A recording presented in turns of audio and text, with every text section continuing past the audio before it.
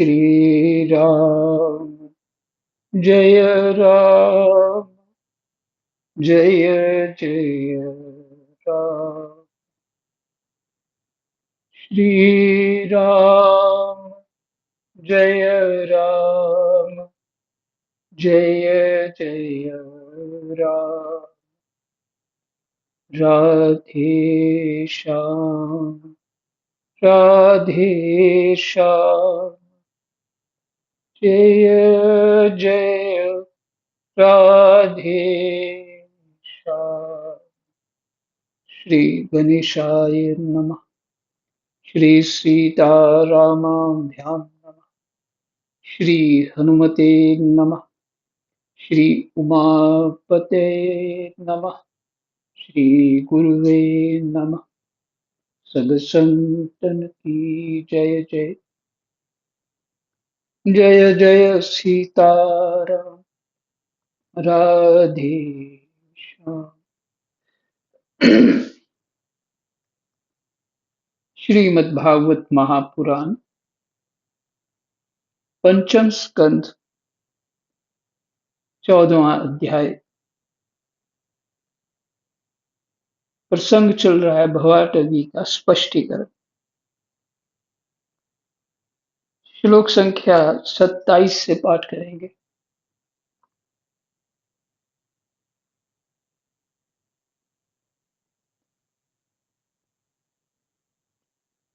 अभी तक भरत जी ने संसार की जो स्थिति कैसी होती है वो बताया।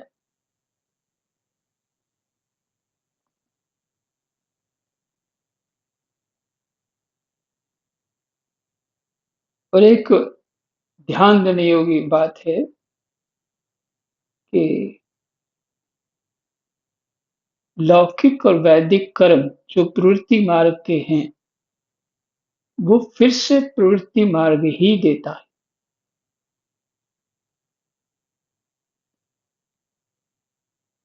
प्रवृत्ति मार्ग में नहीं, गृहस्थ। और उसके लौकिक वैदिक कर्म जो है वही मनोकामना पूर्ण करना, इतना पुण्य वाला कार्य करना, ये करना, वो करना, फिर उसमें कामना करना, जैसे ये कर्म करने से इतना पुण्य होगा, ये लाभ होगा, वो लाभ।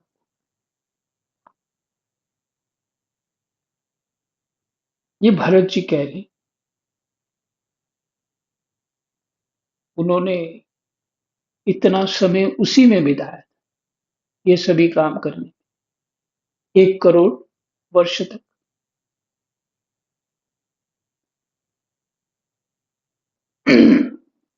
उसके बाद निवृत्त हो गए कि नहीं, मुझे कुछ नहीं करना है, जो हो प्रारब्ध वश जो भी प्राप्त हो सुख दुख, और हुआ भी, मुझे परमात्मा का भजन ही करना, ताकि अपने स्वरूप को जान सको।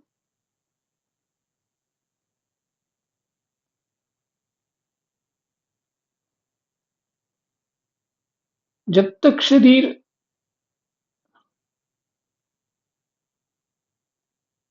बना हुआ है प्रवृत्ति मार्ग में, तो आदि दैविक, आदि भौतिक और आध्यात्मिक सुख दुख तो प्राप्त होते रहे।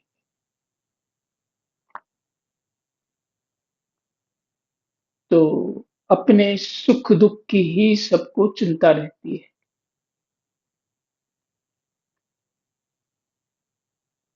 कि हमारे पास दुख ना आए और सुख ना जाए, सुख ना जाए और दुख ना आए।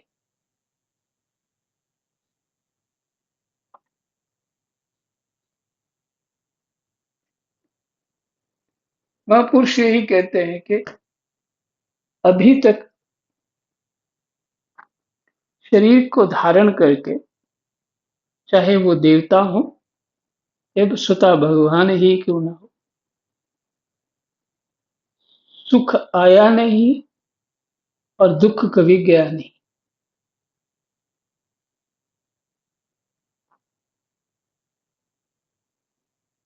सुख कभी आया नहीं, दुख कभी गया नहीं, ये स्थिति बनी। जीव को बस वही विश्राम है जब तक सो लेता, बाकी तो कोई समय विश्राम हो ही नहीं सकता उसको।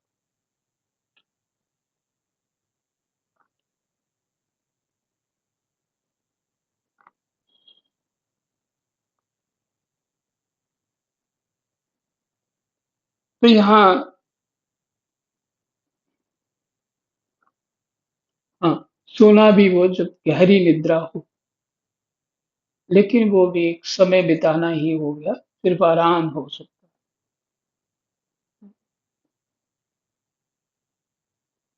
मुख्य परमात्मा का चिंतन, चाहे सोते हुए हो, चाहे जागते हुए हो।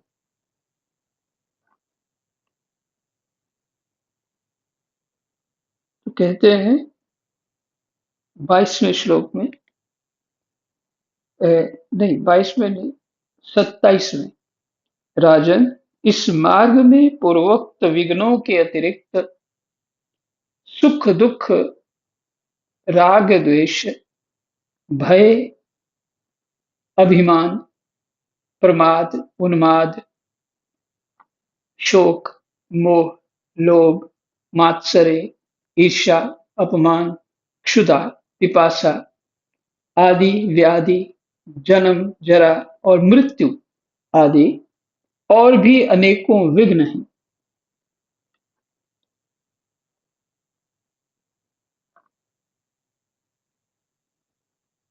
राजन, इस मार्ग में पूर्वोक्त विघ्नों के अतिरिक्त, कहते पीछे जो मैंने कह दिए हैं सभी विघ्नों के बारे में कि संसार की क्या स्थिति होती है, इसके अतिरिक्त ये और होता है। मतलब कोई नर्क ढूंढने की जरूरत ही नहीं, प्राप्त है सब कुछ यही। इस मार्ग में पूर्वोक्त विघ्नों के अतिरिक्त सुख दुख राग द्वेष, भय अभिमान प्रमाद उन्माद, शोक मोह लोभ मात्सर्य ईर्ष्या अपमान क्षुधा पिपासा आदि व्याधि, जन्म जरा और मृत्यु आदि और भी बहुत कुछ आदि और भी अनेकों विघ्न हैं।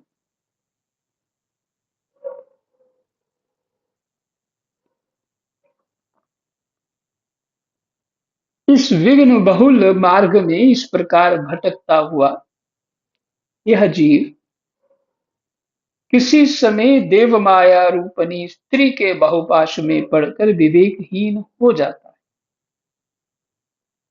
अब वो तो सुख ही चाहता है ना, सुख ही ढूंढ रहा हो।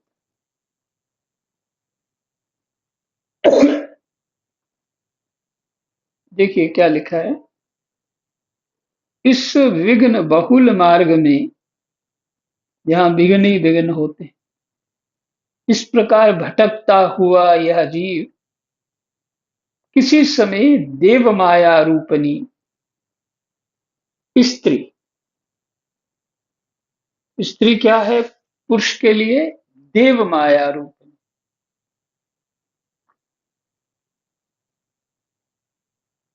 देवताओं की माया है, स्त्री के बाहुपाश में पड़कर विवेकहीन हो जाता।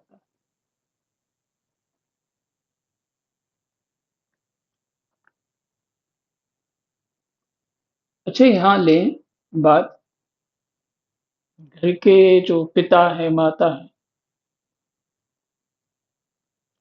माता भी स्त्री और पिता भी पुरुष हैं। जब वो डांटते हैं तो वो छोटी सी बात के लिए भी डांट के ही बात करते हैं। उनका उद्देश्य होता है कि इसको सावधान करना है, वो उसकी सुरक्षा के लिए डांट रहे होते हैं, ये बात ठीक है। पर किसी को डांट के जब कोई कहता है ना, तो विवेकहीन जो व्यक्ति होता है ना, चाहे स्त्री हो चाहे पुरुष हो, वो उनकी बात को तो नहीं समझेगा, उल्टा उनका दोष निकाल देगा। देखो इनको बोलना ही नहीं आता, मेरा इतना अच्छा मूड था इसने क्या बोल दिया मेरे। लेकिन वो अपनी तरफ से हित कर रहे होते हैं, डांट-डांट के कह रहे होते हैं। पर जब उसकी शादी हो जाएगी, तो वो स्त्री तो उसको प्यार दिखाएगी, अच्छा-अच्छा खाना बना के खिलाएगी और बड़े भाव दिखाएगी। हुँ, सब परिचित हैं इन सब बातों से, क्या बोल रहे हैं। तो उसको स्त्री अच्छी लगेगी कि माँ-बाप अच्छे लगेंगे? जिन्होंने अपना जीवन दे दिया, वो अच्छे नहीं लग रहे हैं, पर वो स्त्री अच्छी लगेगी। क्यों? वो बहुत अ, एक उसको अच्छा लग रहा है पुरुष को, वो उसी की बात सुनेगा और ये माँ-बाप को समझ नहीं आती कि उनको अपने ऊपर कंट्रोल रखना चाहिए। चाहे आप कितने भी सूझबूझ वाले हो, कितने भी सही बोल रहे हो, पर वो व्यर्थ हो जाएगा, सब सब व्यर्थ हो जाएगा, क्योंकि आपको बात ही समझ नहीं आती। अब वो स्त्री भी गलत नहीं है, वो तो अपनापन चाहती है ना, वो तो ऐसे व्यवहार कर रही है। अब देखिए इसमें गलत तो कोई नहीं लग रहा, फिर भी वो जो पुरुष है, उसकी क्या स्थिति है? वो माता-पिता की तरफ भी उनकी बात भी रखना चाहता है, स्त्री की बात रखना चाहता है, वो फँसा रहता है बीच में। तो आखिरकार फिर क्या होता है? क्लैश हो जाता है।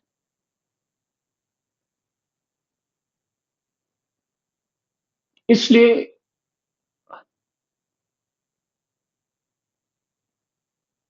ये भगवान की माया है, माने देवताओं की माया है।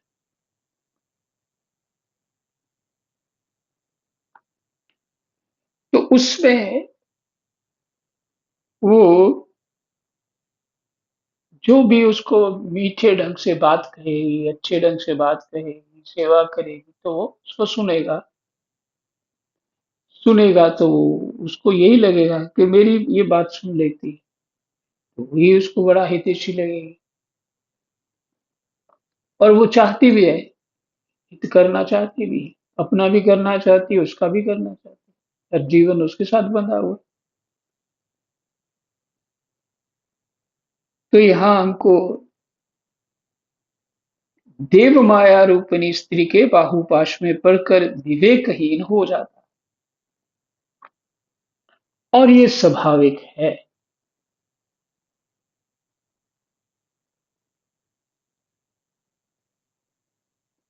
एक कथा आती है, मुझे दोनों का नाम भूल गया है और शायद कहते-कहते याद आ जाए और लगता है पद्म पुराण की है वो।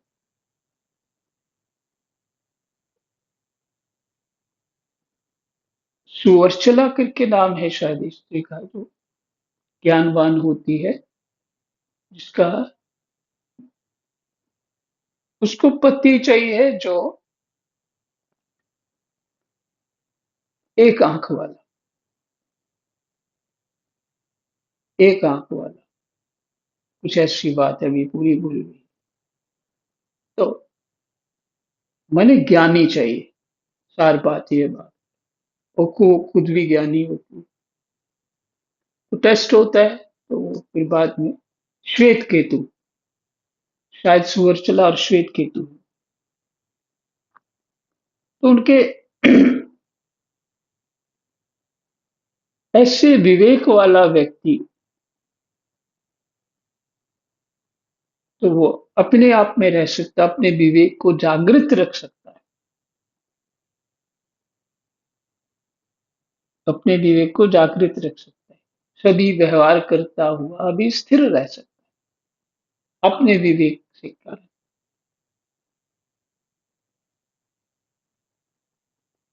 पर ऐसा सबके लिए संभव नहीं। और उनका विवाह भी होता है, लेकिन उनके एक दूसरे के प्रति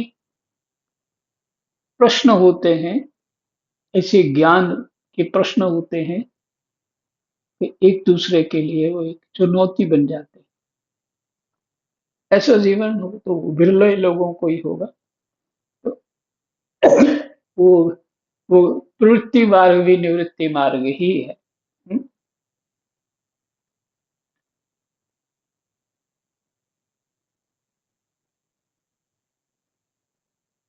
तो यहाँ इसके विपरीत लिया जाए, यदि स्त्री के लिए पुरुष माया ही है, पुरुष भी माया ही है। फिर आगे चलते, तब उसी के लिए विहार भवन आदि बनवाने की चिंता में ग्रस्त रहता है।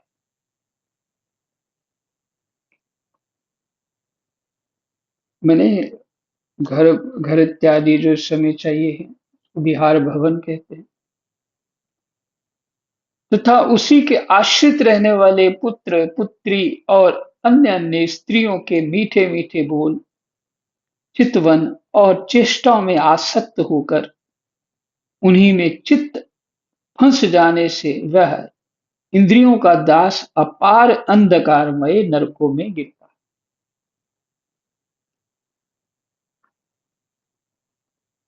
शास्त्र की बात प्रिय नहीं लग रही, स्त्रियों की बात प्रिय लग रही, अर्थात उसका चित्त वहां है, इसलिए ना।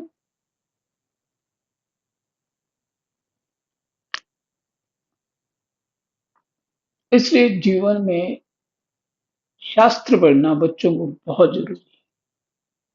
अगर अपना जीवन प्रवृत्ति से निवृत्ति और ले जाना है, भगवत प्राप्ति करनी है, शास्त्र पढ़ने से, समझने से संसार भी जो नहीं है अपने पास वो भी प्राप्त हो जाता है,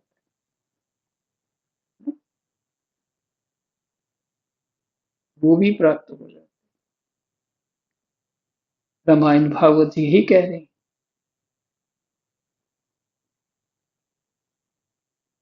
तो बच्चों को तो पढ़ना पढ़ाना चाहिए, अवश्य पढ़ना पढ़ाना चाहिए। कहते हैं काल चक्र साक्षात भगवान विष्णु का आयुध है। वह परमाणु से लेकर द्विपरार्ध पर्यंत क्षण घटी आदि अवयवों से युक्त है।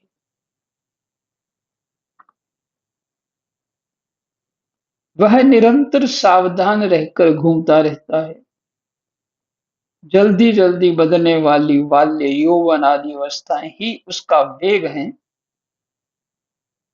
उसके द्वारा वह ब्रह्मा से लेकर शूद्रादि क्षुद्र, छोटे से छोटा, ये भाव, शूद्र का अर्थ है यहाँ क्या है, शूद्राति शूद्र, तृण पर्यंत, माने तिनका घास पर्यंत सभी भूतों का निरंतर संहार करता है। सभी भूतों का, उसमें जड़ चेतन सभी, कोई भी उसकी गति में बाधा नहीं डाल सकता। उससे भय मानकर भी जिनका यह काल चक्र निज आयुध है, उससे भय मानकर भी जिनका यह काल चक्र नित्य निज आयुध है, उन साक्षात भगवान यज्ञ पुरुष की आराधना छोड़कर यह मंदमती मनुष्य पाखंडियों के चक्कर में पड़कर उनके कंक गिद्ध बगुला और बटेर के समान आर्य शास्त्र बहिष्कृत देवताओं का आश्रय लेता। हम्म? ऐसे शास्त्रों का, ये ये ये शास्त्र जो हमारे हैं वो आर्य शास्त्र हैं। तो आर्य शास्त्र बहिष्कृत बने, उनसे जो त्या त्याज्य, जो शास्त्र स्वीकार नहीं करता, औरों की जो कल्पना करते हैं, ये क्या बोले आपको, ये अल्लाह है, ये यीशु है, फलाना है, ढमकाना है, ये फलाना है, वो है, ये वो खुद ही बनाए हुए जो है। तो ऐसा नहीं है कि सब लोग ये मानते हैं, पर शास्त्र क्या कह रहा है वो सुनो। शास्त्र क्या कह रहा है।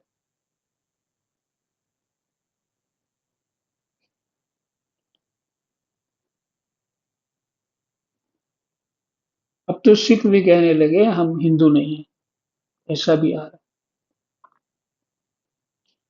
तब क्या होगा। बहिष्कृत, जिनको निकाल दिया गया है, ऐसे देवताओं का आश्रय लेता है जिनका केवल वेद बाह्य अप्रामाणिक आगमों ने ही उल्लेख किया है। ऐसे बहुत सारे जो है पंथ चले हुए हैं। अप्रामाणिक, कोई प्रमाण नहीं है, आगमों ने ही उल्लेख किया है। ये पाखंडी तो स्वयं ही धोखे में हैं। जब यह भी उनकी उगाई, राम राम, ठगाई में आकर दुखी होता है, तब ब्राह्मणों की शरण लेता है। लगा रहता है सारी उम्र, कुछ मिलता नहीं, समझ नहीं आता। फिर वो ब्राह्मणों की शरण लेता है, ब्राह्मण विद्वान लोगों की। किंतु उपनयन संस्कार के अनंतर श्रोत स्मार्त कर्मों से भगवान यज्ञ पुरुष की आराधना करना आदि जो उनका शास्त्रोक्त आचार है, वह इसे अच्छा नहीं लगता।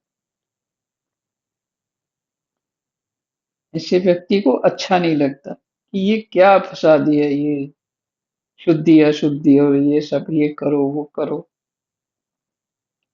पितृ तर्पण करो, देवताओं का यजन करो इत्यादि। ये उसको अच्छा नहीं लगता। वह इसे अच्छा नहीं लगता, इसलिए वेदोक्त आचार के अनुकूल अपने में शुद्धि ना होने के कारण,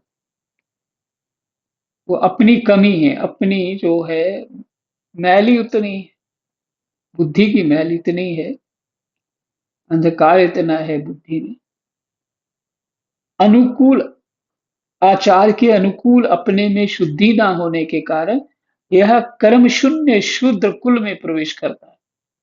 यहाँ कुछ करना ही नहीं है, मैंने शुद्धि अशुद्धि करनी नहीं, वही जन्म हो जाता है।